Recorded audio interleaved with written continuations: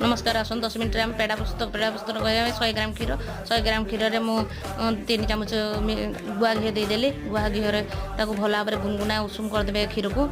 उषुम कर सारापर अमूल गुंड 250 ग्राम अमूल गुंड देवे 100 ग्राम क्षीर 250 ग्राम अमूल गुंड देदेवे अमूल गुंड को भल भाव में फेंटी ने भल भाव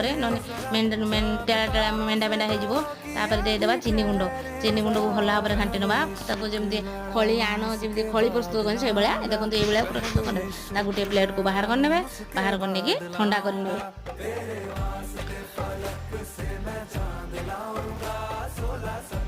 आपड़ चाहिए यही समय जिते मिल्क पाउडर दौरान से केसर दे पारती आउ ना